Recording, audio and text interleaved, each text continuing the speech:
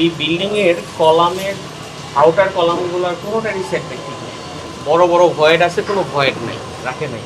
Void আছে sir. আমি যেটা বলছি আপনি প্রমাণ সহ আমাকে দেখাবেন। 9 ফিট ডেভিয়েশন, 17.5 ডেসিমেল জায়গা, 1.95 এর জায়গায় 1 মিটার, তাই তো? আর এইটা 5 মিটারের জায়গায় এটা 1 মিটার। এখন কারেকশন করবে কিভাবে? সব ভাঙতে হবে, আর কিছু করার নেই। না ভাঙলে তো আমরা কাজ করতে দিব। একটা ইটও আপনারা গাঁথতে পারবেন না। ডিজাইন থেকে বাজার থেকে অনুমোদন করা হয়, এই অনুযায়ী আপনি কাজ করছেন না, আপনি কাজ করতেছেন আপনার নিজস্ব একটা ওয়ার্কিং ডিজাইন করে নিয়েছেন সেই অনুযায়ী, তাই তো? সিঁড়ি দুইটা থাকার কথা এইখানে, আপনি মনে হয় একটাই সিঁড়ি করেছেন, তাও একটা ওই জায়গায়। ডিজাইন অনুযায়ী কি হয়েছে? হয়নি। সিঁড়ি দুইটা রাখার কথা ডিজাইনে, দুইটা আছে কিন্তু বাস্তবে একটা। সামনে থেকে আমরা যখন সেটব্যাক নিছি, রাস্তা বাদ দেওয়ার পর সামনে কলামে 4 ফিট ডিভিয়েশন আছে। সেটব্যাকগুলো মেপে ফেলেন। উপর থেকে দোতলা থেকে বয়েডটা রাখছি স্যার। গ্রাউন্ড ফ্লোরে দেই নেই যে গাড়ির উপরে ময়লা পড়বে এই জন্য।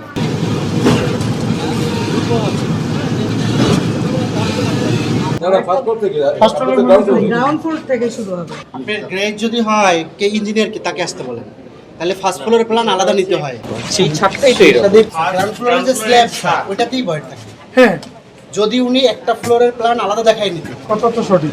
সেখানে পার্কিং প্রথম ছাদেই, প্রথম মানে ছাদে গ্রাউন্ড ফ্লোরের ছাদেই তো হোয়াইট থাকবে স্যার। ভয়েড থাকবে, মানে ওইটাই তো ফার্স্ট ফ্লোরের ভয়েড। তাহলে সেটা কই, কোথায় দেখেন তো?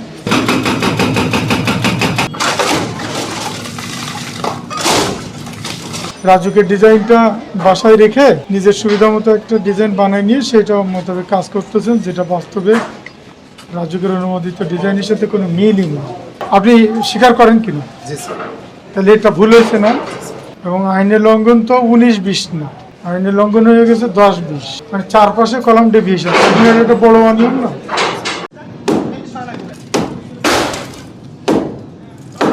নকশায় যে ক্যান্ডেল সামনে নাই, সেখানে আপনি ক্যান্ডেল আসলে কি? এই সব কলাম আপনি কিভাবে ভাঙবেন? আর শেষের দিকে কলাম ডেভিয়েশন আপনি কারেকশন করবেন কিভাবে? এই 2 নাম্বার কলামটা হচ্ছে নকশার এই কলামটা।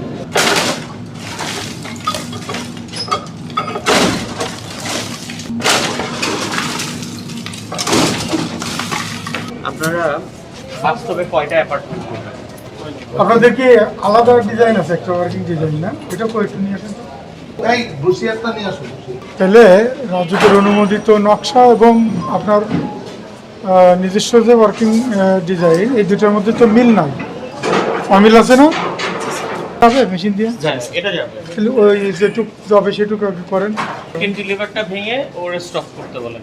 এবারদের সাথে আপনাদের লোকজন যেন থাকে, দিয়ে দেন। আপনাদের লোক দেখেন, কারণ পরে আবার কিছু আমার আপনার লেবার সরাচ্ছে, আপনার লোকও ওই সাথে দিয়ে দেবেন। ডিভিশনগুলো যতটুকু পারি আমরা সংশোধন করে দিয়ে দেবো, ওখানে স্পটে যতটুকু পারবো না আপনাদের 15 দিন সময় দেবো, আপনারা নিজ দায়িত্বে সেগুলো কারেকশন করবেন। রাজুকের অনুমোদিত নকশা অনুযায়ী কারেকশন না করা পর্যন্ত আপনার এক্সটেনশনের কাজ বন্ধ থাকবে। এই হচ্ছে এই আইন লঙ্ঘনের কারণে, যেটা আপনি নিজের দোষ স্বীকার করেছেন। ইমারত নির্মাণ আইন 1952 3 ধারা মোতাবেক 5 লক্ষ টাকা জরিমানা করা হলো। এই জরিমানার টাকাটা এখন পে করবেন, সরকারি কোষাগারে জমা হবে এবং আপনি রিসিট বুঝে নেবেন, দোষ লেখা দেবেন, 15 দিনের মধ্যে আপনি কারেকশন করে নেবেন। মোবাইল কোর্টের জরিমানা তাৎক্ষণিকভাবে দিতে হয়।